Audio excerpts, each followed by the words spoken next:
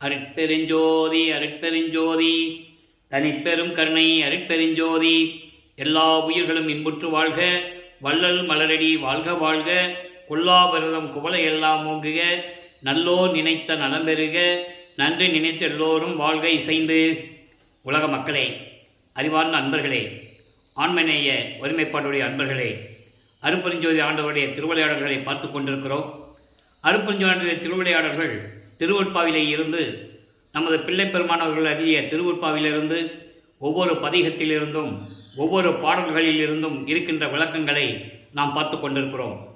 அருட்பெருஞ்சோதியுடைய திருவிளையாடல் பூலோகத்திலே நடைபெறுவதற்கான காரணம், ஏற்கனவே தோன்றிய பிரபஞ்சங்களில் தோன்றிய 4 யுகங்களிலுமே, கிரேத யுகம், திரேத யுகம், துவார யுகம், கலியுகம், இந்த 4 யுகங்களிலுமே தோன்றிய சமயங்களும் மதங்களும் மார்க்கங்களும் முடிவடைந்த நிலையில், அதாவது ஒவ்வொரு யுகத்துக்கும் ஆயுள் காலம் உண்டு. அந்த யுகத்துடைய ஆயுள் காலம் முடிந்தவுடனே அந்த யுகம் அழிந்துவிடும். அப்போ அந்த யுகத்தில் தோன்றிய மார்க்கங்களும் சமயங்களும் மதங்களும் அழிந்துவிடும். அதன் பிறகு வேறு யுகம் தோன்றும். அந்த யுகத்திலே தோன்றிய சமயங்களும் மதங்களும் மார்க்கங்களும் அடுத்த யுகத்திலே மறைந்துவிடும்.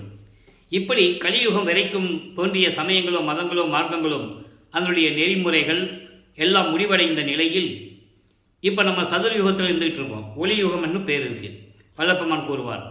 அந்த ஒளி யுகத்திலே வாழ்ந்து கொண்டிருக்கின்ற இந்த மக்களுக்கு ஒரு ஆன்மீக மார்க்க வேண்டும் என்பதற்காக அருட்பெருஞ்சோதி ஆண்டவர் சுத்த சன்மார்க்கத்தை நிறுவி அதை தன் மகன் கையில் கொடுத்து, அதற்காகத்தான் ஒரு ஆண்மகனை பெற்றெடுத்து செல்வப்பிள்ளை என்று பெயரிட்டு வளர்த்து கொண்டிருக்கிறார்.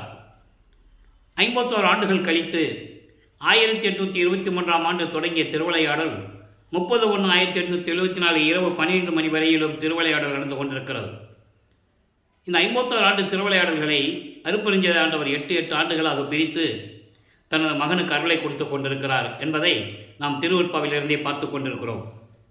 நமது பிள்ளை பெருமான் அவர்கள் வருவிக்க உற்ற இடம் சிதம்பரம் அருகிலே மருதூர் என்ற கிராமத்திலே ராமைய பிள்ளை சின்னையம்மருடைய இல்லற வாழ்க்கையில் உலகியலிலே மகனாக வருவிக்க உற்றார். வருவிக்க உற்றார் என்பது இறைவனுடைய காரியங்கள் நடப்பதற்காக ஒரு ஆண்மகனை அனுப்புவது. அவருக்கு பிறப்பு இறப்பு இல்லை. அப்படி வருவிக்க உற்றவர் நமது பிள்ளை பெருமானவர்கள். ஏற்கனவே அவர்களுக்கு உலகியலிலே பிறந்த குழந்தைகள் 4 பேர் உண்டு. 2 ஆண் பிள்ளைகள், 2 பெண் பிள்ளைகள். அவர்கள் பிறந்தவர்கள். இவர் வருவிக்க உற்றவர் என்பதை நீங்கள் புரிந்து கொள்ள வேண்டும். அப்போ தனது மகனை ஒரு தாயின் வழியாக வருவிக்க செய்கிறார். காரணம், சுத்த சன்மார்க்கத்தை உலக மக்களிடம் சொல்ல வேண்டும். அப்போ உலக மக்களோடு அவர் இருக்க வேண்டும்.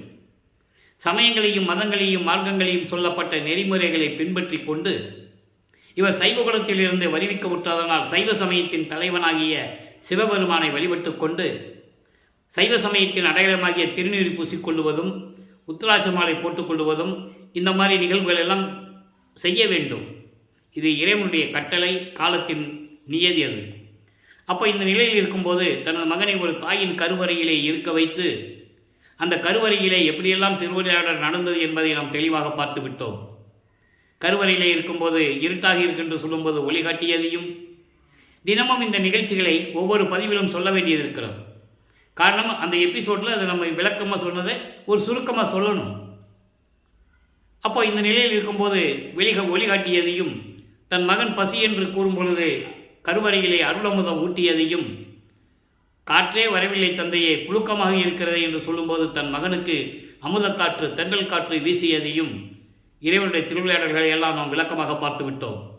அதன் பிறகு 10 மாதம் கழித்து அந்த தாயின் கருவறையிலிருந்து இந்த மண்ணுலகை தொடும்போது வானவர்களும் பதத்தலைவர்களாகிய பிரம்மன், திருமால் போன்றவர்களும் நமது பிள்ளை பெருமானவர்களை எங்களையெல்லாம் ஆளப்போகும் அருள்கடலை என்று சொல்லி வாழ்த்து வரவேற்றதையும் நாம் பார்த்தோம். அதன் பிறகு 5 மாத காலத்திலே நமது குழந்தை இறைவனை சிதம்பரத்தில் இருக்கின்ற நடராஜன் கோயிலுக்கு ஒரு திருவிழாவுக்காக அழைத்து செல்லுகிறார்கள்.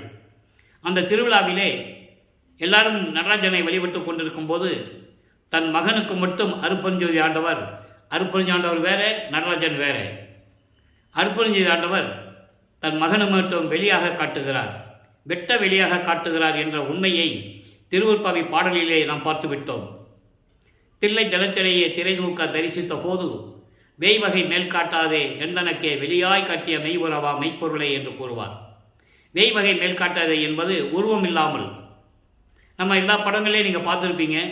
சிவபெருமான் இப்படி தான் இருப்பார், நடராஜன் இப்படி தான் இருப்பார், திருமால் இப்படி தான் இருப்பாருன்னு நீங்கள் படங்களை வச்சு பார்த்துருப்பீங்க. அந்த மாதிரி உருவம் இல்லாமல் வெளியாக காட்டியது இது இறைவனுடைய திருவிளையாடல். இது நிலைகள் முடிந்த பிறகு ராமையா பிள்ளை அவர்கள் காலமான பிறகு சின்னமையார் அவர்கள் குழந்தைகளை அழைத்து கொண்டு தான் பிறந்த ஊரான சின்னக்காவனம் என்ற கிராமத்திற்கு செல்லுகிறார்கள். பொன்னேரி பக்கத்தில் சின்னக்காவனம்னு ஒரு ஊர், சின்னக்காவனம். அங்கே சில காரணங்களால் இருக்க முடியவில்லை. சென்னையிலே வந்து குடியேறுகிறார்கள். ஏழுகணர் பகுதியில் இருக்கின்ற வீரசாமி முதலியார் தெருவில் வந்து குடியேறுகிறார்கள். இப்போ அந்த இடத்துக்கு பேர் வள்ளலார் நகர். நமது பிள்ளைப்பெருமான் அவர்கள், நமது குழந்தை இறைவன் வளர்ந்து கொண்டிருக்கிறார். பள்ளி பருவத்திலே, அதாவது பள்ளி பருவம் அடைந்த உடனே பள்ளியில் சேர்க்கணும், கொண்டு போய் சேர்க்குறாங்க. படிக்க முடியாதுன்னு வந்துட்டார். அங்கே இறைவனுடைய திருவிளையாடல் நடக்கிறது யாருக்குமே தெரியாது. நமது பிள்ளைப்பெருமான்கள் குழந்தைக்கே தெரியாது, குழந்தை இறைவனுக்கே தெரியாது தான் யார் என்று தெரியாது. ஆனால் அவர் மனநிலை மட்டும் ஒரு நிலையில் இல்லை. படிக்க முடியாதுன்னு வந்துட்டார். காரணம், அருட்பெருஞ்சோதி ஆண்டவர் ஏற்கனவே நான் கூறியது போல தனது மகன் இந்த உலகியலிலே எந்த ஆசிரியரிடமும் கல்வி கற்கக்கூடாது, யாரையும் குருவாக ஏற்றுக்கொள்ளக்கூடாது, தீட்சை வாங்கக்கூடாது. மெயினாக ஏன்னா சிவனடியார்கள்லாம் ஒரு ஆளை குருவாக நினச்சிட்டு போய் தீட்சை வாங்குவாங்க. அது சமயங்களிலும் மார்க்கங்களிலும் உண்டு. ஆனால் சுத்த சன்மார்க்கத்தில் அது இல்லை. அதனால் ஆரம்பத்திலேயே தனது மகன் யாரையும் குருவாக ஏற்றுக்கொள்ளக்கூடாது என்ற நிலையில் தனது மகனிடம் திருவிளையாடல் செய்து கொண்டிருக்கிறார். அப்போ பள்ளிக்கூடத்தில் படிக்க முடியாதுன்னு வந்தாச்சு. வீட்டில் எப்படி நிலைகள் இருக்குன்னு உங்களுக்கு தெரியும்.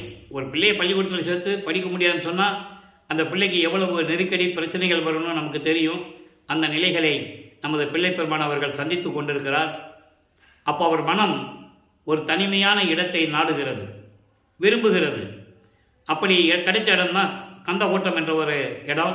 அங்கே ஒரு முருகன் கோயில் இருக்குது. சென்னைக்குள்ளேயே இருக்குது, பூக்கடைன்னு சொல்லுவாங்க. இப்போது அங்கே ஒரு முருகன் கோயில் இருக்குது. அங்கே போய் இவர் உட்காந்துக்கிறது. அங்கே இருக்கிறவங்க, என்ன ராமலிங்கம் ஸ்கூலுக்கு போக மாட்டேன்னு சொல்லிட்டியாமே, ஏன்பா அப்படின்னு சொல்லும்போது மனம் இல்லை, ஏதாவது சொல்லியிருப்பார். எனக்கு மனம் இல்லை, படிக்க முடியலை அப்படின்னு சொல்லியிருப்பார். அப்போ முருகனை பற்றி பாடுன்னு சொல்லும்போது முருகனை பற்றி பாடுகிறார். அப்போ அவருக்கு சைவ சமயத்தின் தலைவனாகிய சிவபெருமான் தான் இறைவன் என்று ஏற்றுக்கொண்டு, அப்போ அவருக்கு சுத்த சன்மார்க்கம் தெரியாது, அருட்பெருஞ்சோதி ஆண்டவர் யாருன்னு தெரியாது. அந்த நிலையில் சைவ நிலைகளை பின்பற்றி கொண்டு உடம்பெல்லாம் திருநீர் பூசிக்கொண்டு உத்தராட்சி மாலை போட்டுக்கிட்டு நமச்சிவாயா சிவாய நமன்னு சொல்லி மந்திரங்களை சொல்லி இறைவனை வழிபட்டு கொண்டிருக்கிறார். அவருக்கு 8 ஆண்டுகள் முடிந்து விட்டது. 2வது எட்டில் அடியெடுத்து வைக்கும்போது 9வது ஆண்டிலே இறைவன் வந்து ஆட்கொள்ளுகிறார். அவர் எதிரே எழுந்தருளி, மகனே, நீ என்னால் வருவிக்க விட்டவன், நீ எனது மகன், காரணம் காரியங்கள் எல்லாம் உனக்கு முன்பருவம் பின்பருவம் காட்டி அருள் செய்வேன் என்று கூறி ஞானத்தை கொடுத்துவிட்டு மறைந்து விடுகிறார். அதன் பிறகு நமது பிள்ளைப்பெருமான் அவர்கள் ஞானத்தை பெற்றுக்கொள்ளுகிறார். இறைவனுடைய மகன் என்று தெரிந்துவிட்டது, வெளியே யார்ட்டையும் சொல்ல முடியாது. அந்த நிலையில் சிவபெருமானை பற்றி முறையீடு செய்கிறார், சிவபெருமானிடம் முறையீடு செய்கிறார். அதுதான் திருவருள் முறையீடு. 1ஆம் திருமுறை உருவாகிறது. 6வது பதிகம் திருவருள் முறையீடிலிருந்து இறைவனுடைய திருவிளையாடலை பார்த்து கொண்டிருக்கிறோம். இன்று 323வது பதிவு, எபிசோடுன்னு சொல்லுவாங்க. 323வது எபிசோடு நீங்கள் பார்க்குறோம்.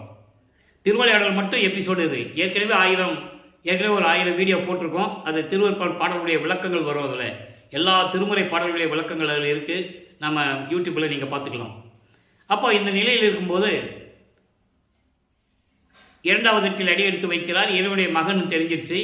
சிவபெருமானிடம் முறையீடு செய்கிறார். திருவருள் முறையீடு என்ற பதிகத்திலிருந்து 232 பாடலுடைய விளக்கங்களை பார்த்து விட்டோம். அதன் பிறகு தந்தையை பற்றி பாடியும் எந்த விதமான பலனும் இல்லை என்பதனால் அம்மனை பற்றி பாடுகிறார். ஒருவேளை அம்மனிடம் முறையீடு செய்தால், வடிவுடையம்மனை பற்றி பாடினால் அருளை வாங்கிவிடலாமோ என்ற ஒரு எண்ணத்தில், ஒரு ஏக்கத்தில், ஒரு பரிதவிப்பில் வடிவுடையம்மனை பற்றி பாடுகிறார். வடிவுடையம்மனுக்கு மாலை உருவாகிறது. 100 பாடலுடைய விளக்கங்களை முழுமையாக பார்த்து விட்டோம். இப்போ இந்த நிலையில் இருக்கும்போது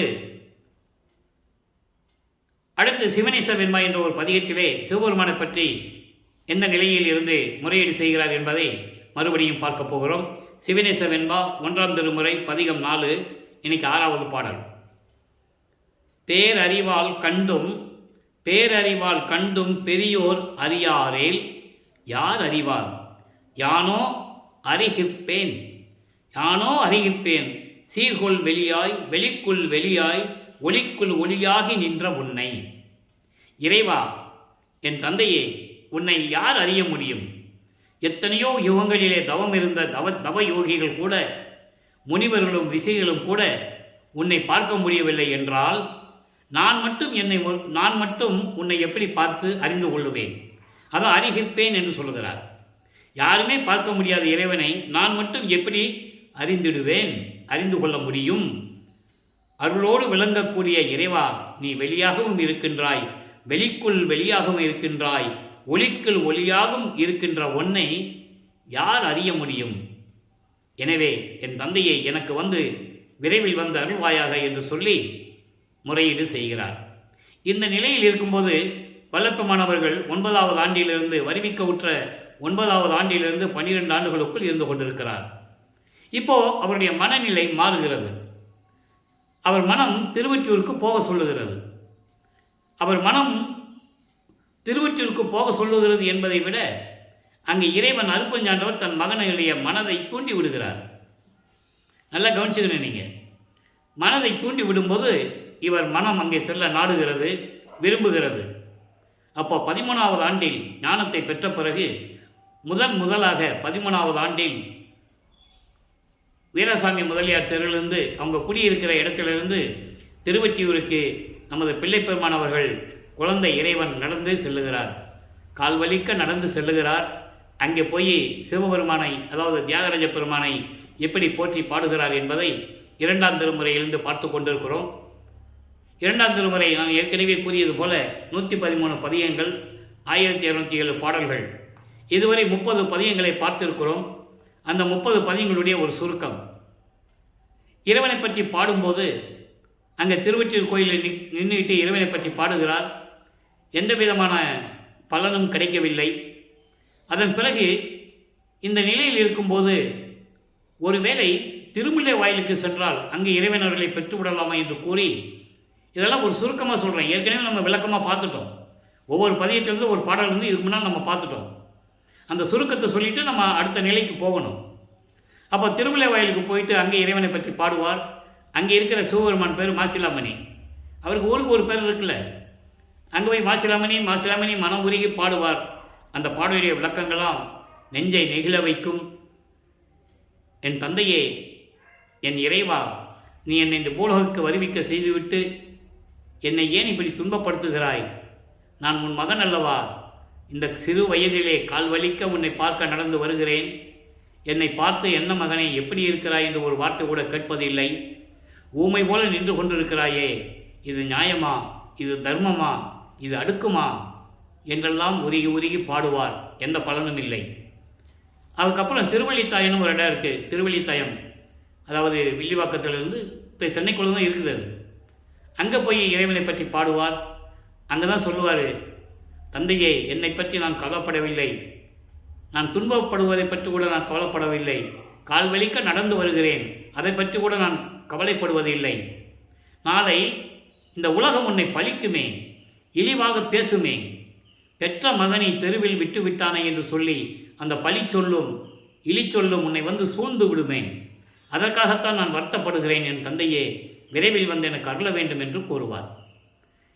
எந்த விதமான பலனும் இல்லை. அப்போ இனிமேல் திருவிழா மயிலுக்கும் இங்கேயும் என்னால் வர முடியாது. என் தந்தையே, என்னால் காலில் வலிக்க நடந்து வர முடியலன்னு சொல்லி மறுபடியும் திருவொற்றியூருக்கே செல்லுகிறார். திருவொற்றியூரிலே செல்லும்போது பதிகம் 30 நெஞ்சு உறுத்த திருநேரிசை என்ற பதிகத்திலே 21வது பாடலை பார்க்குறோம். மனதை ஒரு நிலைப்படுத்துகிறார். அதான் இந்த பாடலுடைய கான்செப்ட், மைய கருத்து. அதான் மனம் அலைபாய்கிறது. இப்போ வல்லப்பமானவர்கள் 16 ஆண்டுகளுக்குள் இருக்கிறார். 2வது 8ல் இருக்கிறார். 7 16. அப்போ அந்த நிலை மனம் எப்படி இருக்கும் என்பது ஒரு உலகியலிலே ஒரு 16 வயசு வந்த ஆண்மகன் அவனுடைய மனம் எப்படி இருக்கும் என்பது நமக்கு தெரியும். அந்த நிலையில் அவர் இருந்து கொண்டிருக்கிறார். இறைவனால் வருவிக்க விட்ட மகன் மட்டும்தான் தெரியும் அவருக்கு. அப்போ இந்த நிலையில் இருக்கும்போது அந்த பாடலிலே எப்படி சொல்லுகிறார் என்பதை பார்க்க போகிறோம். நாடும் சிவாய நம என்று நாடுகின்றோர், நல்லா கவனிக்கணும், இவர் சமயங்களிலே பின்பற்றி கொண்டிருக்கும் போது சிவபெருமானை எப்படி பேர் வச்சு கூப்பிடுறாரு, எப்படி வணங்குறாருன்றதை நீங்கள் கவனிச்சுக்கிட்டே வரணும். ஏன்னா சுத்த சன்மார்க்கம் வந்த பிறகு இது தேவையில்லைன்னு சொல்லுவார். நாடும் சிவாய நம என்று நாடுகின்றோர் கூடும் தவநெறியில் கூடியே நீடும் அன்பர் சித்தமனை தீபகமாம் சிற்பரனை ஒற்றியூர் உத்தமனை நெஞ்சே ஓது. இது பாடல். அதாவது சிவாய நம்பா என்று விரும்பி வணங்குகின்றவர்கள், இறைவனை தேடுகின்றவர்கள் செய்கின்ற தவநெறியில் இருந்து கொண்டு அன்பர்களுடைய சித்தமாகிய அன்பர்களுடைய உள்ளமாகிய அந்த வீட்டிலே விளக்காக விளங்கி கொண்டிருக்கின்ற மெஞ்ஞான கடவுளை, அதான் சொல்றாரு, சித்தமனை தீபகமாம் சிற்பரனை, மெஞ்ஞான அறிவோடு அந்த விளக்கத்தோடு ஒளிர் விட்டு கொண்டிருக்கின்ற உள்ளத்திலே விளங்கி கொண்டிருக்கின்ற அப்படிப்பட்ட இறைவனை, ஒற்றியூர் உத்தமனை, திருவொற்றியூரில் இருக்கின்ற உத்தமமான இறைவனை மனமே ஓது. ஓது என்றால் வணங்கு, போற்றி வணங்குவாயாக என்று கூறுகிறார். மனமே திருவொற்றியூரில் இருக்கின்ற இறைவனை, எப்படியெல்லாம் தவம் இருந்து அடியார்களெல்லாம் தேடிக்கொண்டிருக்கின்ற இறைவனை, நமக்கு எளிதாக அருளை கொடுக்கக்கூடிய இறைவனை, அந்த உத்தமனை மனமே நீ போற்றி வணங்குவாயாக என்று சொல்லி இந்த பாடலை நமக்கு அருளியிருக்கிறார்கள். ஆக இந்த நிலைகள் இருக்கும்போது 16 ஆண்டுகள் வரைக்கும் வருவிக்க உற்று, இந்த பூலோகத்திற்கு வருவிக்க உற்று 16 ஆண்டுகள் வரையிலும் இறைவனிடமிருந்து எந்த அருளையும் பெற முடியவில்லை.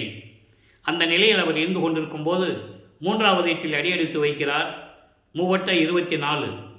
அப்போ 17வது ஆண்டிலிருந்து 24 ஆண்டுகளுக்குள் என்ன நடந்தது என்பதனுடைய ஒரு சுருக்கத்தை சொல்ல வேண்டிய கடமை இருக்கிறது. மொத்தம் 235 பாடலுடைய விளக்கங்களை நாம் ஏற்கனவே பார்த்து விட்டோம். அந்த 235 பாடலுடைய ஒரு விளக்கம், அந்த நிகழ்வு, அந்த திருவிளையாடல்.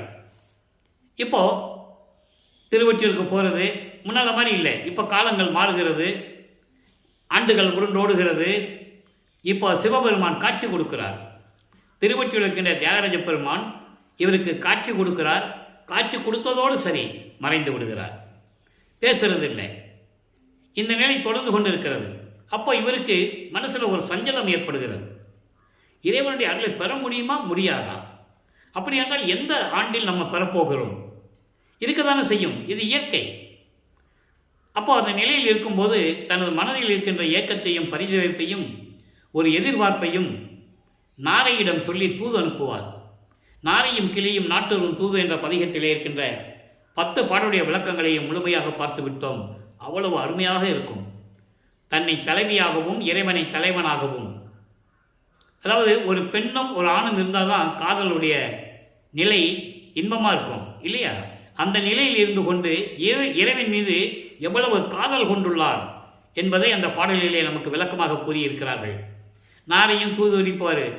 நாரையே, நான் போன தியாகராஜ பெருமான் என்னை பார்த்து பேசுறதில்ல, என்னன்னு கூட கேட்கறதில்ல, அதனால் உன்னை நான் அனுப்புகிறேன். நீ போய் தியாகராஜ பெருமான்கிட்ட சொல்லு, ஒரு மகனை பெற்றெடுத்து தெருவில் விட்டுட்டியே, அவனால் தூங்க முடியல, உட்கார முடியல, குளிக்க முடியல, அங்கேயும் இங்கேயும் அலைஞ்சிக்கிட்டு இருக்கிறாப்புல, உங்ககிட்ட வந்து சொல்ல சொன்னாப்புல, அதான் வந்தேன்னு சொல்லுவாங்க. அதான் நேரம் போய் சொல்லும், பதில் வராது. ஏன் இந்த நிலையை அந்த பாடலை நமக்கு அருளினார் என்பதை நாம் சிந்தித்து பார்க்க வேண்டும். அவருடைய மனநிலையை இப்படியெல்லாம் தெரிவிக்கிறார். அதன் பிறகு ஒரு நாரை அனுப்புனா தானே பதில் வரல, கிளிகளை கூட்டமாக அனுப்புவோம் சொல்லி கூட்டமாக அனுப்புவார். இதே நிலையை சொல்லி அனுப்புவார், அதுக்கும் பதில் இல்லை. இந்த நிலையில் தொடர்ந்து கொண்டிருக்கும்போது குறி ஆராய்ச்சி என்ற பதிகத்திலே 10 பாடல்களுடைய விளக்கங்களையும் நாம் தெளிவாக பார்த்தோம். ஒரு குறைச்சி பண்ணிட்ட போய் குறி கேட்கிறது. அவருடைய நிலைமைகளை சொல்லி, இறைவனால் நான் வருவிக்க உற்றவன், அவன் தான் எங்கள் அப்பா, என்னை தெருவில் விட்டுட்டான், எப்போ வந்து அருளை கொடுப்பாரு, எனக்கு ஒன்றுமே புரியல, குறைத்தி பெண்ணே குறி பார்த்து சொல்ல அப்படின்லாம் போய் நிலைகளெல்லாம் நாம் பார்த்து விட்டோம். அதன் பிறகு ஜோதிடம் நாடல். ஒரு ஜோசியர்கிட்ட போய் ஜோசியம் பார்ப்பார். பொறிநூல் உத்தமரே, நீங்கள் ஜோசியம் பார்க்குற ரொம்ப வல்லவர்னு நான் நினச்சி உங்ககிட்ட வந்திருக்கேன்.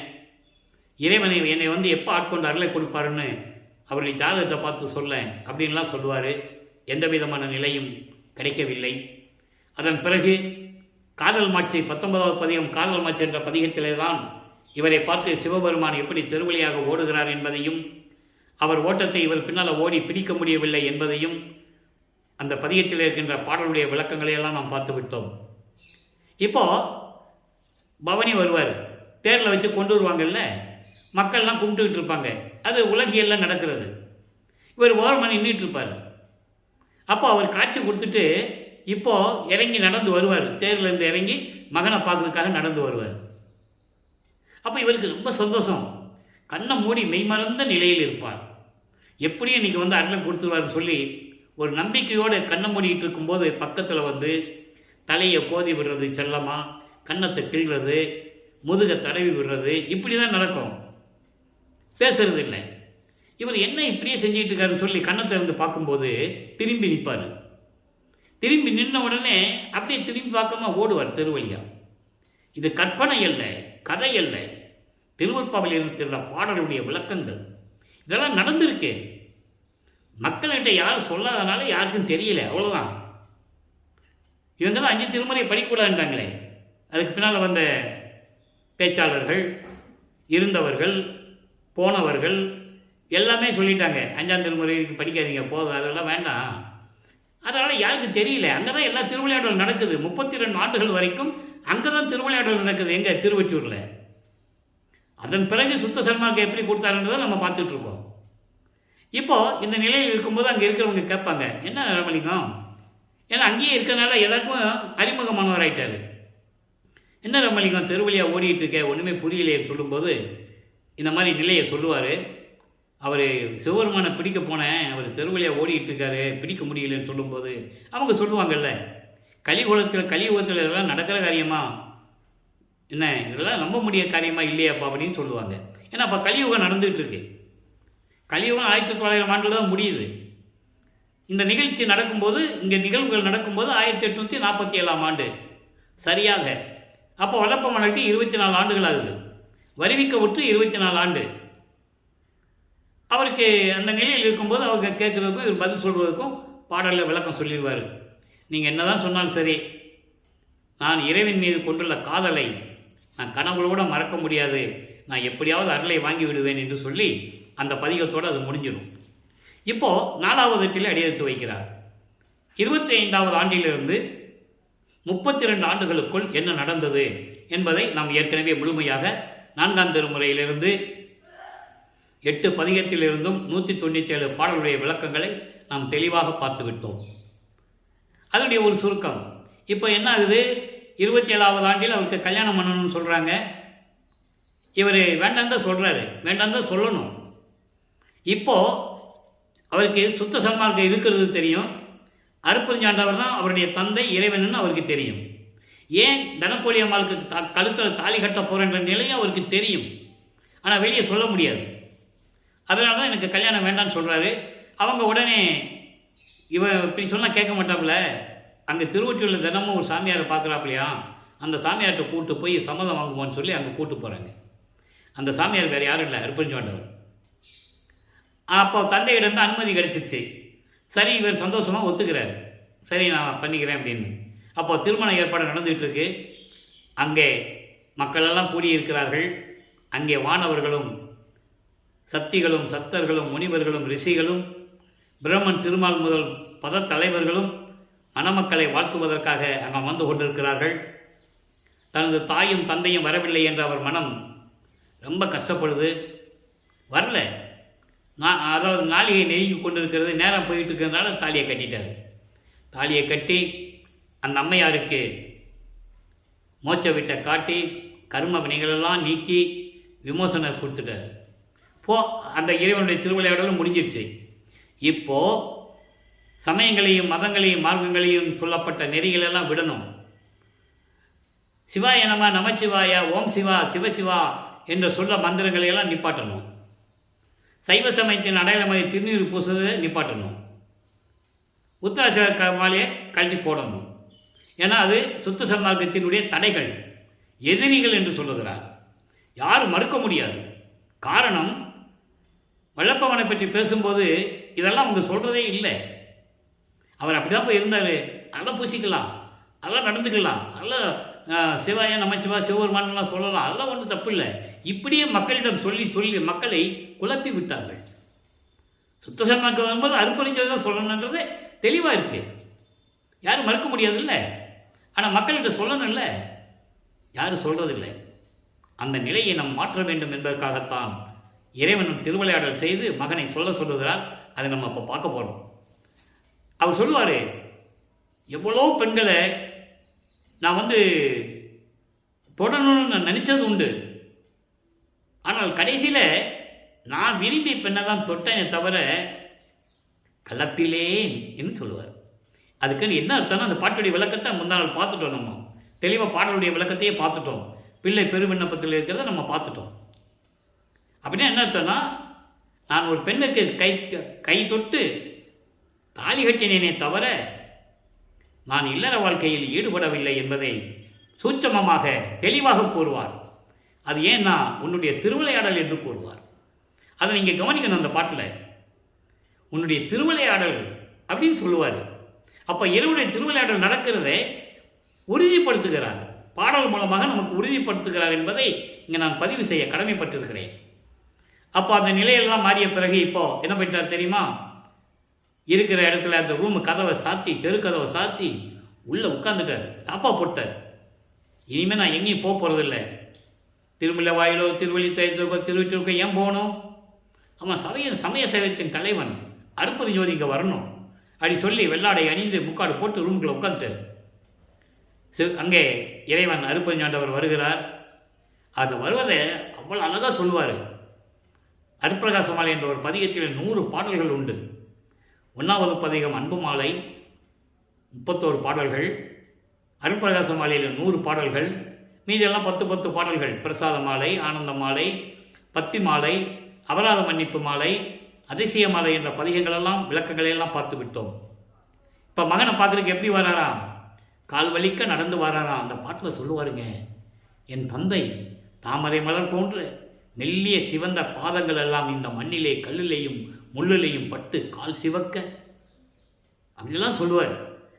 என்னை பார்க்க நடந்து வந்து தெருக்கதவை திறந்து ஒரு காலை வீட்டுக்குள்ளே வச்சு ஒரு காலை வெளியே வச்சு என்னை கூப்பிட்டு அருளை கொடுத்தாருன்னு சொல்லுவார். அந்த எல்லா அருளையும் வாங்கி கொண்டார். அந்த விளக்கங்களை நம்ம ஏற்கனவே பார்த்துட்டோம்.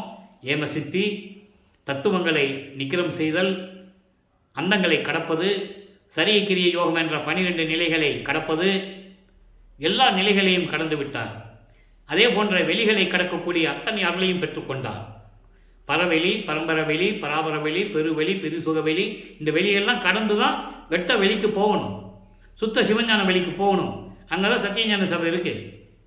ஆக எல்லாரையும் பெற்றுக்கொண்டார். அவர் கொடுத்தாரு, எல்லாரையும் பெற்றுக்கொண்டு 33வது ஆண்டில் தன் தந்தையிடமிருந்து சுத்த சன்மார்க்கத்தை வாங்குவதற்காகவும் சாகா கல்வியை கற்றுக்கொள்வதற்காகவும் கடவுள் நிலை அறிந்து எப்படி அம்மையமாக்கக்கூடியது நிலை என்பதை தெரிந்து கொள்வதற்காகவும் முதலாக 33வது ஆண்டில் பறந்து சென்று கொண்டிருக்கிறார். அண்டங்களை கடந்து, வெளிகளை கடந்து சுத்த சிவஞான வெளிக்கு சென்று கொண்டிருக்கிறார். ஒரு நொடி பொழுதில் போயிடுவார். நினைச்சாருன்னா அங்கே போயிட்டே இருப்பார். அதனுடைய விளக்கங்களை எல்லாம் பார்த்தோம். ஏன் அருப்பறிஞ்சோதி அட்டகத்திலே 7வது பாட்டில் இருக்கு. தத்துவங்களை தனித்தனியாக கடந்தேன், தத்துவாதீத நிலையில் சித்தியல் முழுதும் தெரிந்தேன், அவை மேல் சிவநிலையை தெரிந்திட சென்றேன். எங்கே போனாரு? இங்கே இருக்கிறவங்க என்ன சொல்லுவாங்க? ராமலிங்கம்மா எங்கப்பா ராமலிங்கத்தை காணோம் அப்படின்னு கேட்டார். எங்கே போனான்னு யாருக்கையா தெரியும்? அவர் எங்கே போனாலும் 6 மாதம் கழித்து வருவார், 3 மாதம் கழித்து வருவார், திடீர்னு வருவார், போயிடுவார். ஏன் அண்ணங்களுக்கு போனான்னு சொல்கிறதுக்கு என்ன? அவரே சொல்கிறார்ல, சொல்ல முடியாது அவங்களால. ஏனென்றால் அவங்க சமயங்களையும் மதங்களையும் மார்க்கங்களையும் சார்ந்து கொண்டு அதன் மேல் பற்று கொண்டு இருப்பவர்கள் சொல்ல முடியாது. அப்போ அவர் போய்கிட்டு இருக்கிறாரு. முதல்ல போகிறாரு. போகும்போது சரியக்கிரிய யோக நிலையில் எப்படி கடந்தெல்லாம் சொல்லுவார். அந்த பாட்டுடைய விளக்கத்திலாம் பார்த்தோம். சரிய நிலை 4ம் ஒரு கிரிய நிலை 4ம் தனி யோக நிலை 4ம் தனியாக கண்டறிந்தேன். மேல்நிலை. அது மேல் சொல்வார், உரிய சிவநிலை 4ம். சிவநிலை 4 என்பது ஞான சிவநிலை. ஞான சரியை, ஞான கிரியை, ஞானத்தில் யோகம், ஞானத்தில் ஞானம். இந்த 4ம் அருள் ஒளியால். அருள் ஒளியால் என்ன? அருட்பெருஞ்சோதியுடைய அறிவு விளக்கத்தினால் தனியாக ஒன்றாக கண்டறிந்தேன் என்று சொல்லுவார். அதே மாதிரி அந்தங்களை கடந்ததை சொல்லுவார். அங்கதான் சுத்த சன்மார்க்கத்தை பெற்றேன் என்று சொல்லுவார். பெரிய சிவ அனுபவத்தால் சுத்த சன்மார்க்கம் பெற்றேன். சுத்த சன்மார்க்கத்தை பெற்றதனால் இரவாமை உற்றேன் கான் தோழி. அந்த விளக்கத்தில் நம்ம பார்த்துட்டோம். அனுபவ மாலையில் பார்த்துட்டோம். நம்ம 95வது பாடலில் நம்ம அதை தெளிவாக பார்த்துட்டோம். ஆக அந்தங்களை கடந்து போறாரு. அங்கே மகனை வரவேற்கிறார். அதுக்கு முன்னால் தேவர்கள்லாம் நிற்கிறாங்க. கீழே தான் நிற்கணும், படிக்க கீழே உள்ளே போக முடியாது. தேவர்கள் ரிஷிகள் நிற்கிறாங்க. அதுக்கு முன்னால் பிரம்மன், திருமால், ருத்திரன் இவங்களை நிற்கிறாங்க. தேவர்கள் தான் முதல்ல நிற்கிறாங்க. இவரை பார்த்த உடனே வாங்க சாமி நீங்கள் போங்க அப்படின்னு சொல்கிறாங்க. பாடல் உண்டு. இது கதை அல்ல, கற்பனை அல்ல. திருவருட்பாவிலே பாடல் உண்டு. அந்த பாடலுடைய விளக்கத்தை நம்ம ஏற்கனவே முழுசாக பார்த்துட்டோம். ஒரு சுருக்கத்தை சொல்லிகிட்டு இருக்கேன். ஏன்னா அடுத்த பகுதிக்கு நம்ம போகணும். அப்போது அந்த பாடலில் சொல்கிறத நம்ம விளக்கமாக பார்த்துட்டோம். கை காட்டுறாங்களாம், நீங்கள் போங்க சாமி என்று சைகை காட்ட என்று சொல்லுவார். தேவர்கள் சைகை காட்ட அப்படின்னு சொல்லுவார். அப்போ இவர் உள்ளே போகிறாரு. மகனை வரவேற்கிறார். அருட்பெருஞ்சாண்டவர், வா மகனே, உனக்காகத்தான் காத்து கொண்டிருக்கிறேன். இன்னும் 2.5 நாளிகை பாக்கி இருக்கிறது. 2.5 நாளிகை என்பது 1 மணி நேரம். ஒரு நாளிகைக்கு 24 நிமிடம். இந்த ஆடைகளை எல்லாம் கலைந்து விட்டு அங்கே சொல்லுவார், சூட்சமாக சொல்லுவார், புனித நீராடி புத்தாடை அணிந்து அணிகலன்களை அணிந்து மங்கள கோலத்துடன் வருவாயகன்னு சொல்லுவார். இவர் போகும்போது முக்காடு போட்டு தானே போகிறாரு. எல்லாம் பார்க்குறாங்கல்ல. அப்போ அங்கே போயிட்டு தந்தையின் கட்டளை ஏற்று அந்த மாதிரியெல்லாம் வந்து அங்கே போடப்பட்டிருந்த சிங்காசனத்திலே அமர்கிறார். மகனுக்கு மணிமுடி சூட்டுகிறார். கையிலே பொற்காப்பு அணிகிறார். பொற்காப்பு என்பது இளவரசன் என்ற ஒரு பட்டம். இந்த பிரபஞ்சத்தை இயக்கக்கூடிய அந்த தகுதி படைத்தவன் என் மகன் என்று பிரகடனப்படுத்துகிறார். இதெல்லாம் பார்த்துக்கிட்டு இருக்காங்க. தேவர்கள்லாம் பார்த்துக்கிட்டு தான் இருக்காங்க. பார்த்துக்கிட்டு முகத்தில் கோபத்தை வச்சுக்கிட்டு, ஏன்னா அவங்க தவம் இருந்தாங்க. நமக்கு திரும்பி அந்த பறிக்கப்பட்ட அந்த பதவி திருப்பி வரும்னு. படைத்தல், காத்தல், அழித்தல், மறைத்தல், அருளல், இந்த 5 தொழில்களும் ஏற்கனவே பிரம்மன், திருமால், ருத்திரன், மகேஸ்வரன், சதாசிவம் பண்ணிட்டு இருந்தாங்க. திரும்பி நமக்கு வேணும்னு சொல்லி அவங்க தவம் இருந்தாங்க. அருட்பெருஞ்சாண்டவர் கொடுக்கறதுக்கு மனசு இல்லை. இனிமேல் இவனுங்கிட்ட கொடுக்கக்கூடாது, போதும், 4 யுகத்தில் இவங்க பண்ண அவல நிலைகள்லாம் போதும்னு சொல்லி மகன்கிட்ட கொடுக்கணும்னு சொல்லி தான் இத்தனை நாள் காத்துக்கிட்டு இருந்தது. அந்த நேரம் வந்தது. மகனுக்கு கொடுக்கிறார். மகனே, சுத்த சன்மார்க்கத்தை பெற்றுக்கொள். இனிமேல் இது உன் மார்க்கம். அதனால தான் வல்லப்பமான் சொல்கிறாரு, சுத்த சன்மார்க்கம் என் மார்க்கம் என்று சொல்லுவார். சுத்த சன்மார்க்கத்தை பெற்றுக்கொண்டார். சாகா கலையை அங்கேயே கற்றுக்கொள்ளுகிறார். எல்லாரும் முன்னிலையும் சொல்லிக் கொடுக்குறாரு. மறைச்சியோ மறைமுகமாவோ மகனுக்கு சொல்லிக் கொடுக்கல, வெளிப்படையாக. ஒரு பாட்டில் சொல்லுவார், உள்ளதை உள்ளபடி வெளிப்படையாக எனக்கு அருளினாய் என்று கூறுவார். உள்ளதை உள்ளபடி. அப்போ பிரம்மனும், திருமாலும், இந்திரனும் எல்லாம் பார்த்துக்கிட்டு அப்படியே கோபத்தோடு இருக்கிறாங்க என்பதை பாடலின் மூலமாக நாம் தெளிவாக பார்த்து விட்டோம். மெய்யர்கள் வியப்பில் 47 பாடலில் நாகாதிபனும், நாகாதிபன்னா இந்திரன், அயனும் மாலும் நறுமுறும் எனவே. அது தினமும் சொல்ல வேண்டிய ஒரு காலத்தின் கட்டாயம். ஏனென்றால் மக்கள் மனதில் பதிய வேண்டும். வல்லப்பமான் யாரு? மருதுல பிறந்தாரா? வருவிக்க விட்டுறார். அவர் யாரு? மக்கள்கிட்ட சொல்லணும்ல. அதனால பாடலிலே நமக்கு அருளி இருக்கிறார்கள். மக்களிடம் சொல்லணும். சொன்னதான் அவருடைய நிலை மக்களுக்கு தெரியும். அவர் ஒரு சாமியார், துறவி, தமிழ் துறவின்லாம் சொல்லியிருக்காங்க. என் காது கூடவே கேட்டிருக்கேன். இதெல்லாம் சத்தியம். வேணும்னு நான் சொல்ல மாட்டேன், சொல்கிறது இல்லை. நான் கேட்டிருக்கேன். அவர் ஒரு தமிழ் துறவி, ஞானி. அதோடு மட்டுமல்ல, வசனகர்த்தா, பாடலாசிரியர், சமூக சீர்திருத்தவாதி, புரட்சியாளர். ஒரு மனிதனைப் போலவே சித்தரித்தார்கள். அதான் இந்த வள்ளலார் ஊழியனுடைய ஆதங்கம். அவர் இறைவனாகவே வருவிக்கப்பட்டவர், இறைவனுடைய மகனாக வருவிக்கப்பட்டவர், இறுதியில் அருட்பெருஞ்சோதி ஆண்டவரானவர். கதவை பூட்டிட்டு மறைஞ்சிட்டாரு, கதவை பூட்டிட்டு போயிட்டாரு. இப்படி சொல்ல போய் தான் மக்களிடையே சந்தேகம் வருது. எங்கே போனான்னு கேட்பாங்கல்ல. அவர் இறைவன் ஆயிட்டாரு, முடிஞ்சு போச்சா? அப்போ மக்கள் வணங்க ஆரம்பிச்சிருவாங்க. சாமியார் என்ற இதுலேருந்து விலக்கி சொல்லிடுவாங்க. இப்படி தான் மக்கள்கிட்ட சொல்லிட்டு இருக்காங்க, இன்னும் சொல்லிட்டு இருக்காங்க. அப்படி அல்ல, அவர் இறைவனாகவே வருவிக்கோற்றவர். ஏன் இந்த உலக மக்களிடையே, உலகத்திலே இந்த 51 வருஷம் இருக்கணும் அவர், உலக மக்கள்கிட்டயே இருக்கணும் அவர்.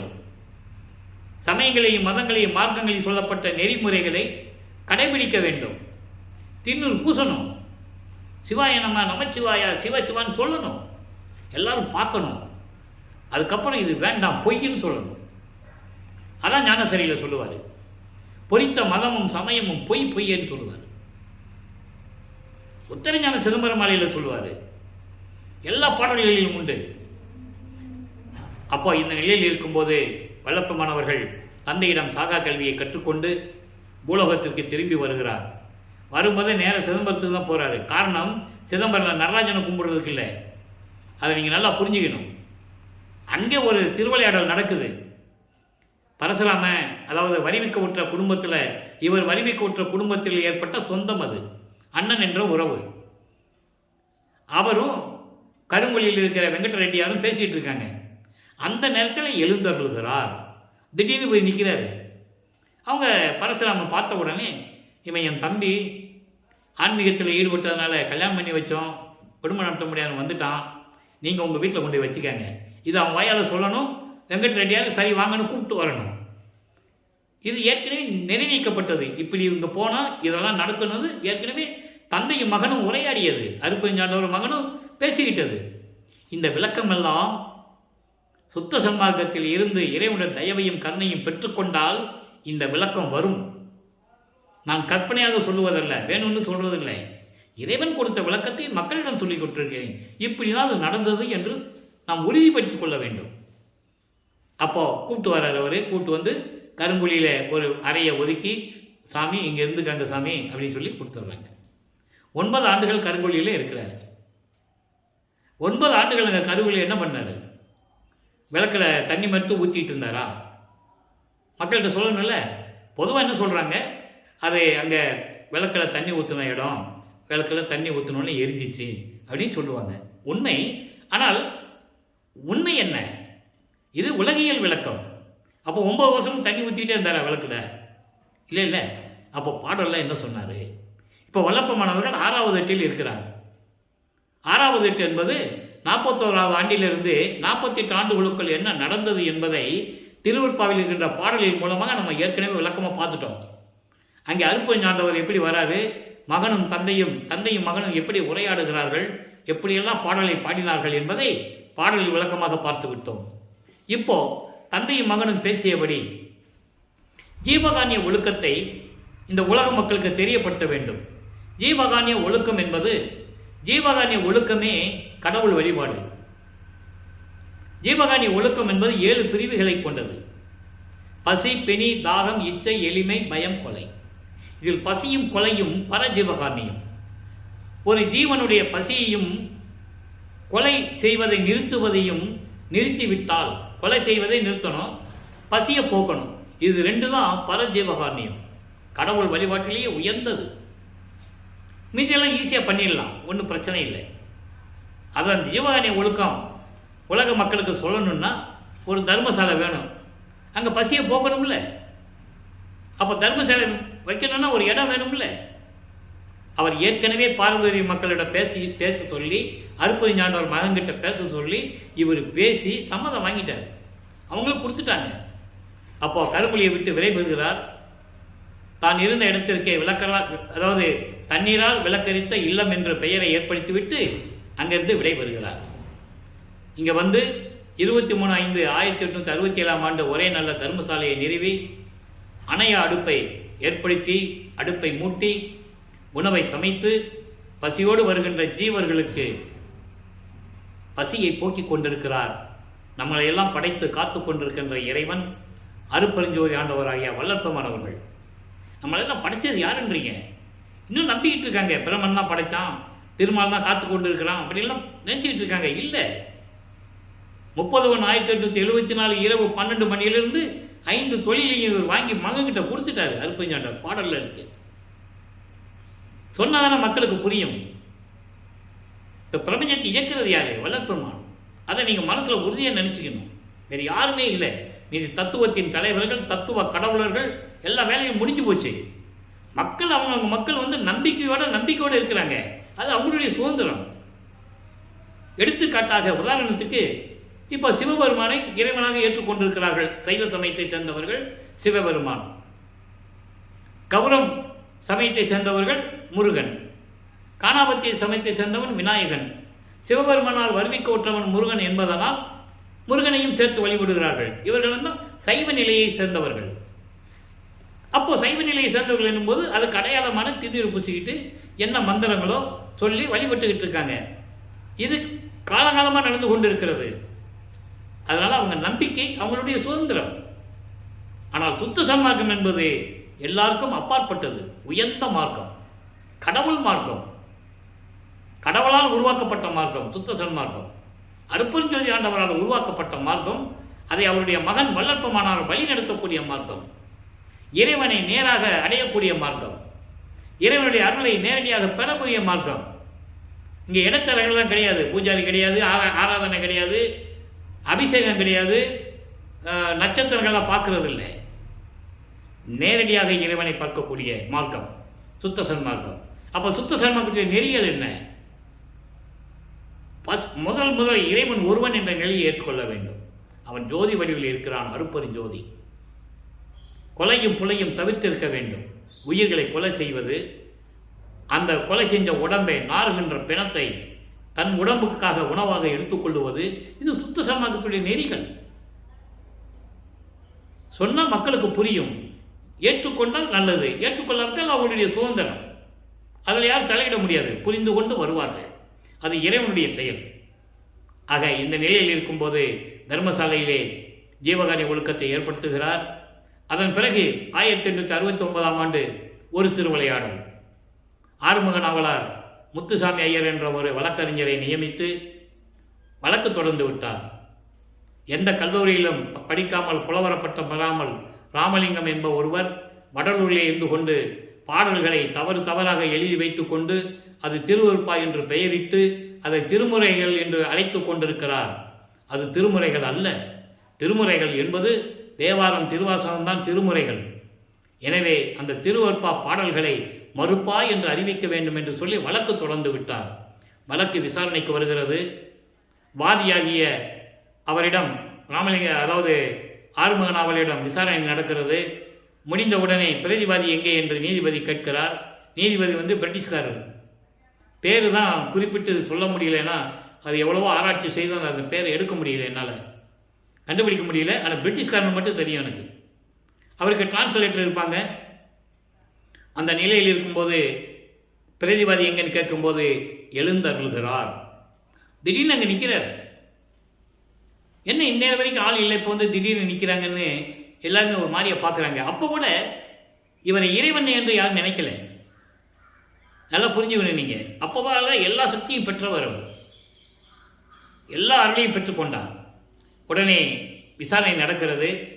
நீதிபதி பார்க்கிறார், இவர் காட்சி கொடுக்கிறார். நீதிபதி எந்திரிச்சு நிற்கிறார்.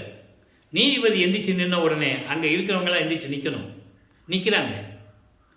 எழுந்து நின்றதனால் வழக்கு தள்ளுபடி ஆகவில்லை. அதை 100% அங்கே விவாதம் நடக்குது. விவாதத்தில் இவரை கேள்வி கேட்டுக்கணும். இவர் சொல்லியிருப்பார், எல்லாமே இறைவன் கொடுத்தது. அருப்பெருஞ்சாண்டவர் சொன்னார், எழுதினேன். நான் உரைக்கும் வார்த்தைகள்லாம் நாயகன் நன் வார்த்தை, என்னால் எதுவும் நடப்பதில்லை என்று சொன்ன பிறகு நீதிபதி உணர்ந்து கொள்ளுகிறார். உணர்ந்து கொண்ட பிறகு திருவருப்பாவை மறுப்பா என்று அறிவிக்க முடியாது.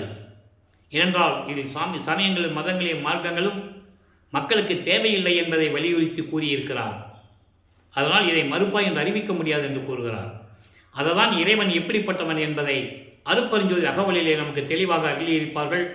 சாதி மதமும் சமயமும் பொய்யென ஆதியில் உணர்த்திய அருப்பெருஞ்சோதி, சாதி மதமும் சமயமும் காணா ஆதி அநாதயம் அருப்பெருஞ்சோதி. இது அகவலிலே உண்டு. ஞானசரியில் நிறைய விளக்கங்கள் இருக்குது, கொடிப்பாட்டிலேயே நிறைய விளக்கங்கள் இருக்குது. அதை நம்ம பின்னால் பார்க்க போகிறோம். இப்போ வளர்ப்ப மாணவர்கள் இங்கே தர்மசாலையில் இருக்கின்ற வரைக்கும் இப்போ நம்ம லைவாக பார்த்துக்கிட்டு இருக்கோம். இன்னும் கொஞ்சம் மாதங்கள் இந்த நிலை ஓடும். அதுக்கப்புறம் நம்ம மேட்டுக்குப்பத்துக்கு எப்படி போனாங்க, அப்பனும் மகனும் எப்படி போனாங்க, அருப்பஞ்சாண்டவர் மகன்கிட்ட என்ன சொன்னார், மகன் அப்பா கிட்ட என்ன சொன்னார், 2 பேர் சேர்ந்து எப்படி போனாங்க, அந்த நிலையை நம்ம பின்னால் பார்க்க போகிறோம். இப்போ இந்த நிலை தொடர்ந்து கொண்டு இருக்கும்போது நீதிமன்றத்திலே தீர்ப்பை வெற்றிகரமாக பெற்றுக்கொண்டு இங்கே தர்மசாலையிலே உறைவிடமாக கொண்டுள்ளார். நான் ஏற்கனவே கூறியிருக்கிறேன், தர்மசாலை என்பது பசியை போக்குவது மட்டுமல்ல, சாலை என்பது சுத்த சன்மார்க்க நெறி. அதாவது சொன்னார், சாலை வழியாக சபைக்கு வரவும்னு சொன்னார். சாலை என்பது சுத்த சன்மார்க்க நெறிகளை மேற்கொண்டு வர வேண்டும்.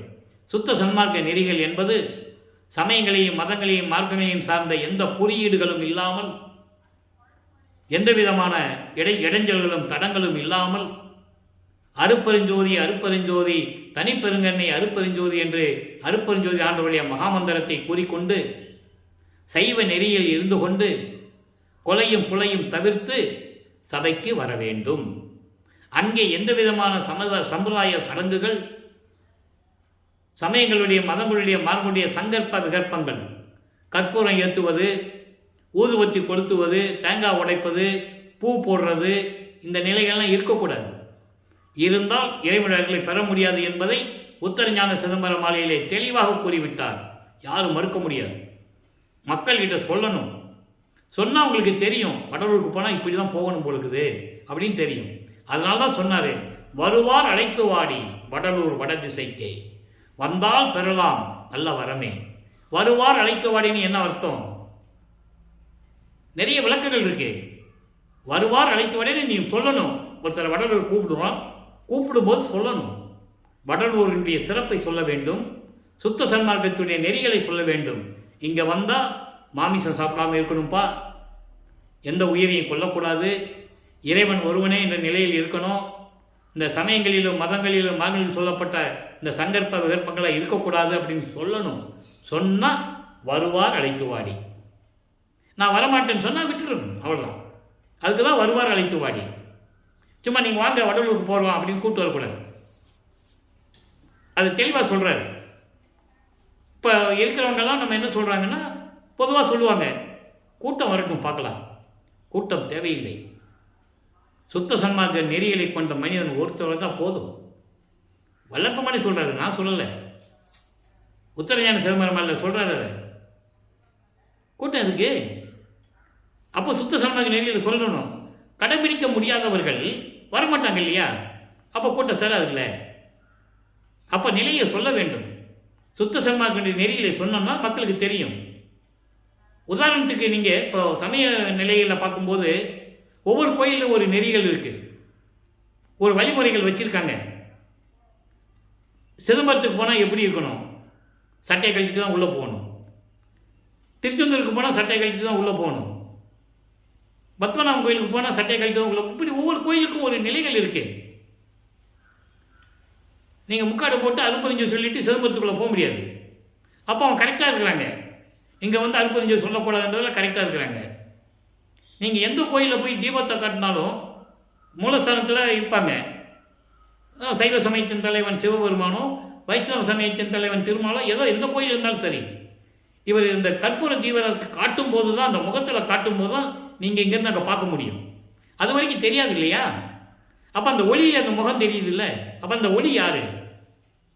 அவங்களாம் அந்த ஒளிக்குள் அடக்கம் என்பதை தான் திருவருட்பாவிலே தெளிவாக கூறியிருக்கிறார் வல்லப்பமானவர்கள். எல்லாரையுமே உருவாக்குனது அருப்பெருஞ்சாண்டவர் என்பதை அகவலுடைய பாடல்கள் உண்டு. எல்லாருமே உருவாக்குனது யார்? அருப்பெருஞ்சாண்டவர்.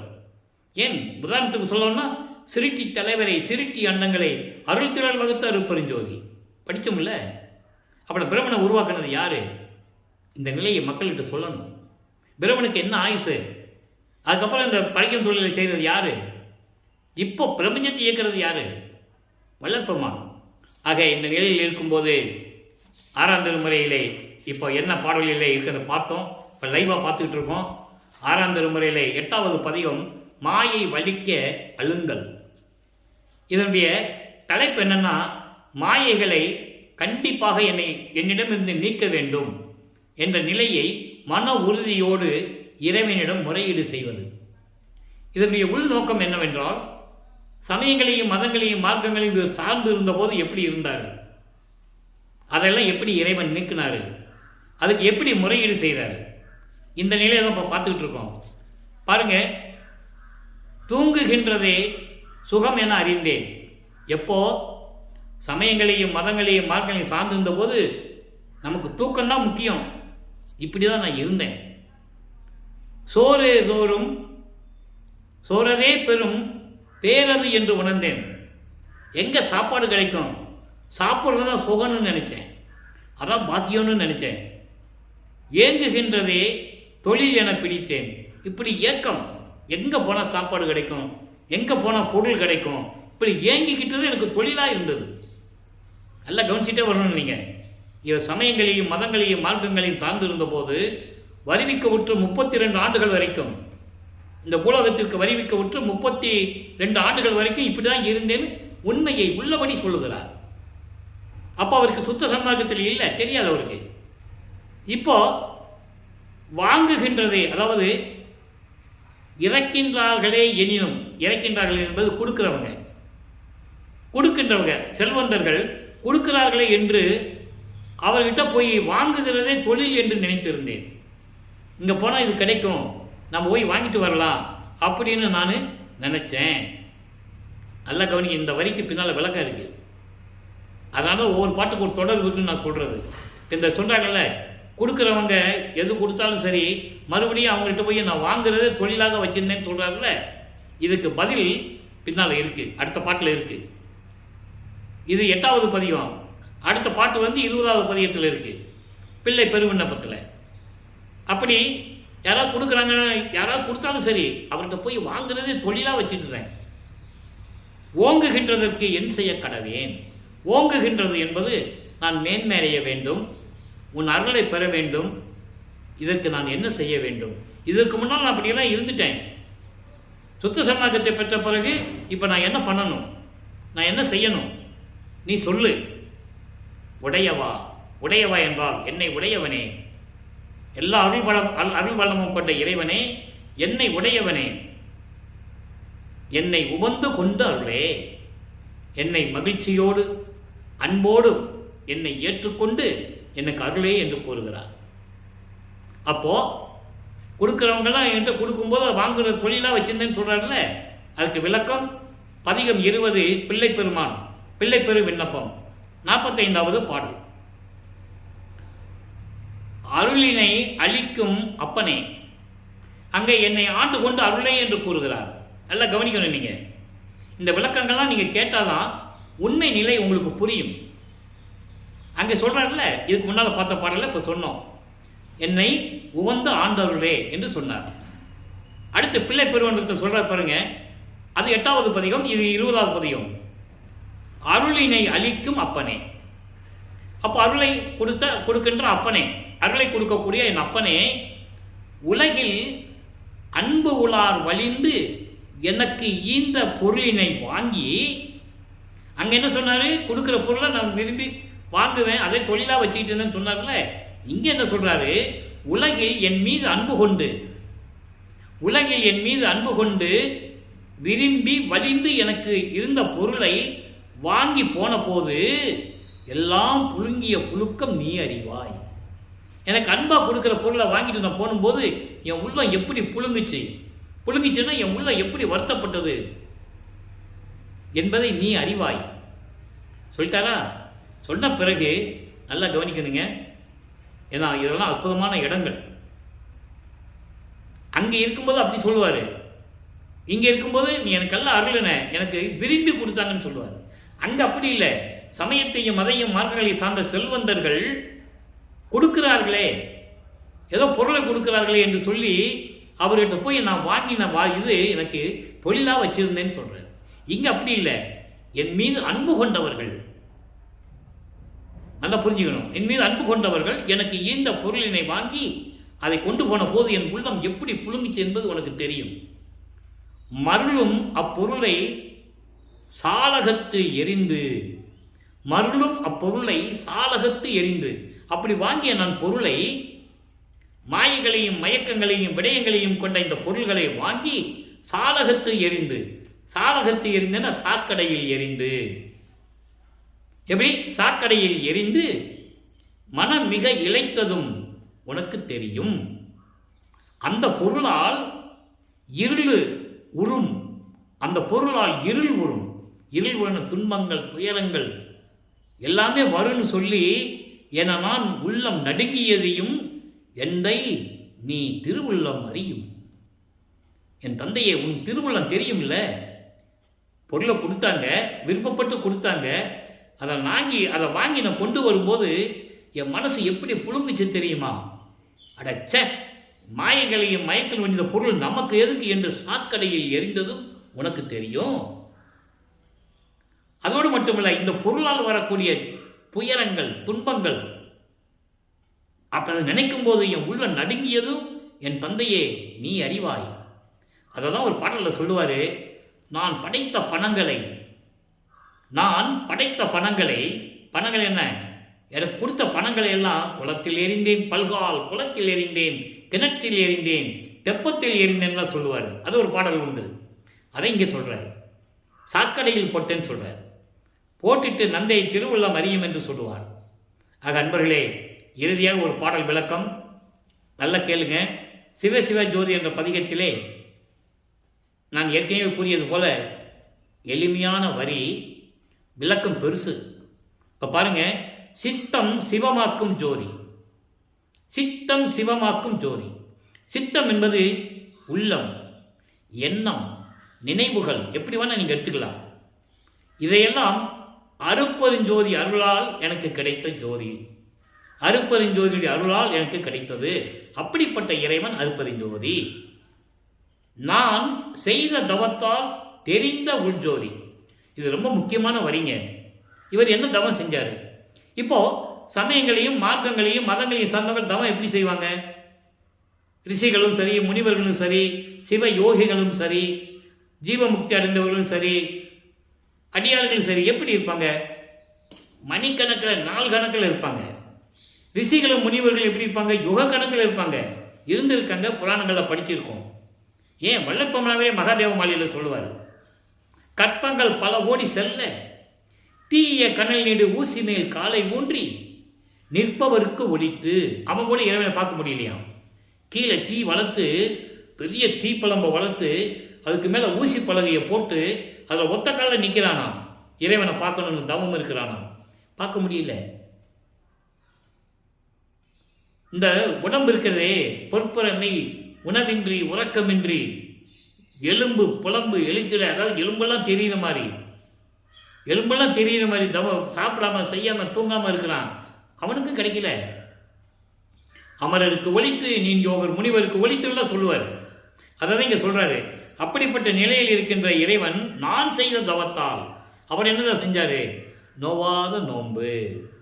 சுத்த சன்மார்க்கத்தில் என்னது? நோவாத நோன்பு. சாப்பிடாம தூங்காமலாம் இருக்க வேண்டியதில்லை. சைவ நெறியில் இருக்கணும். கொலையும் கொலையும் தவிர்த்து இருக்கணும். தீபத்து முன்னால் உட்கார்ந்து கொண்டு மகாமந்திரத்தை சொல்லி எப்பயுமே இறைவனை நினச்சிக்கிட்டு இருப்பதுதான் நோவாத நோன்பு. கடலுக்கு அடியில் போக வேண்டியதில்லை. மரத்துக்கடியில் உட்கார்ந்து புத்து வளர்றவருக்கு உட்கார வேண்டிய அவசியம் இல்லை. ஏன்னா நம்ம தான் ஜீவகாரணி ஒழுக்கத்தில் இருக்கிறோமே. அதே கடவுள் வழிபாடுன்னு சொல்லிட்டாரு. ஜீவகளுக்கு ஒழுக்கமே மோட்ச வீட்டின் திறவுகோல். மோட்ச வீட்டின் திறவுகோல் இருந்தால் மட்டும் போதாது. சுத்த சன்மார்க்கம் தான் திறவுகோல். நீங்கள் என்னதான் ஜீவகாரணி ஒழுக்கத்தில் இருந்தால் கூட சுத்த சன்மார்க்கத்தில் இருந்தால்தான் அந்த திறவுகோலை வைத்து அந்த மோட்ச விட்டு பூட்டை திறந்து நம்ம உள்ளே போக முடியும். அதான் சூட்சமாக சொல்லுவார். அதை நம்ம புரிஞ்சுக்கணும். சுத்த சன்மார்க்க நெறியில் இல்லாமல் ஜீவானி ஒழுக்கம் பண்ணி என்ன பிரயோஜனம்? தேவையில்லையே, எந்த விதமான பலனும் இல்லை. அப்போ அந்த நெறிகளோடு இருக்கணும்னு தான் சொல்கிறாரு. அப்படி நோவாத நோன்பு நோற்றவர். அதை ஒரு பாடலிலே சொல்லுவார். நோவாத நோன்பு என்னை போல் நோற்றவரும் சொல்லுவாரா? நோவாத நோன்பு என்னை போல் நோற்றவரும், சாகாவரம் என்னை போல் பெற்றவரும், தேவானின் பேரருளை என்னை போல் பெற்றவரும், எஞ்ஞான்றும் சாகாவரம் என்னை போல் பெற்றவரும், தேவானின் பேரருளை என்னை போல் பெற்றவரும் எவ்வளவு யார் உலர்? சற்று அரைன்னு கூப்பிடு. அரைன்னு சொல்லுவார். அரைன்னா சொல்லுன்னு அர்த்தம். அப்பா கிட்ட கேட்குறாரு, இங்கே வா அப்பா, நீங்கள் எனக்கு தெரியாமல் யாருக்காவது கொடுத்துருக்கியா? என்ன மாதிரி யாராவது நோன்பு இருந்திருக்காங்களா? சாகாவரா யாருக்காவது கொடுத்துருக்கியா? என்ன மாதிரி யாருக்காவது அருளாக கொடுத்துருக்கியா? இப்போயே சொல்லிடு, ஏன்னா உன் திருவிளையாடலாம் நான் பார்த்துருக்கேன். இல்லை மகனே, நீ என் குலத்தின் தலைமகன், என் மூத்த மகன் நீ, எனக்கு ஒரே மகன் நீதானே. அதை தான் பாடலில் சொல்லுவார் அருட்பெருஞ்சோதி அகவலில். இங்கே கேட்குற மகன் கேட்குற கேள்விக்கு பதில் அங்கே சொல்லுவார். சாவா நிலை இது தந்தனம் உனக்கே ஆவா என அருளிய அருட்பெருஞ்சோதி. இல்லை மகனே, உனக்கு மட்டும்தானே நான் கொடுத்துருக்கேன், யாருக்கு கொடுக்கலன்னு சொல்லுவார். இந்த நிலைகளெல்லாம் திருவருட்பாவிலே உண்டு. அதான் சொல்கிறார் இங்கே, அப்படி நான் செய்த தவத்தால் தெரிந்த உட்ஜோதி, அதனுடைய தவத்தால் எனக்கு கிடைத்த, என் உள்ளத்தில் கிடைத்த அருட்பெருஞ்சோதி, அதான் ஜோதியில் ஜோதின்னு சொல்லுவார். அடுத்து பாருங்க, புத்தமுதமாகிய ஜோதி. புத்தமுதமாகிய ஜோதி என்பது சுத்த சன்மார்க்கத்தின் தலைவனாகிய அருட்பெருஞ்சோதி. அதுதான் புத்தமுது. சுத்த சன்மார்க்க நெறியில் இருக்கக்கூடிய எனது தலைவனாகிய அருட்பெருஞ்சோதி சுக பூரணமாம் ஒளி காரண ஜோதி. சுகபூரணமாம் பரிபூரணமாக இந்த பிரபஞ்சத்தில் ஒளி வீசிக் கொண்டிருக்கின்ற காரண ஜோதி. காரண ஜோதி என்பது அருட்பெருஞ்சோதி. காரணம் என்பது இந்த பிரபஞ்சத்திலே எல்லா காரியங்களை எல்லாம் நடத்தி கொண்டிருப்பவர் அருட்பெருஞ்சோதி. காரணம் என்பது நோக்கம், காரியம் என்பது செயல். நோக்கத்திற்காக ஒரு செயலை செய்வது, அதான் அருட்பெருஞ்சோதின்னு சொல்றார்.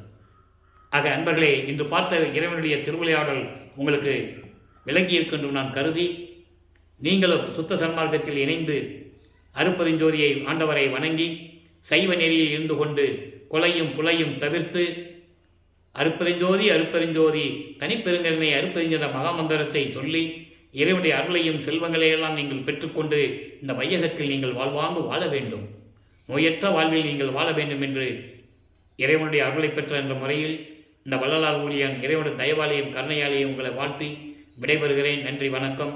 நாளையும் இறைவனுடைய திருவிளையாடல் தொடரும். கண்டு மகிழ்ந்து இறைவனைகளை பெற்றுக்கொள்ளுங்கள். நன்றி, வணக்கம். அருட்பெருஞ்சோதி அருட்பெருஞ்சோதி தனிப்பெருங்கருணை அருட்பெருஞ்சோதி.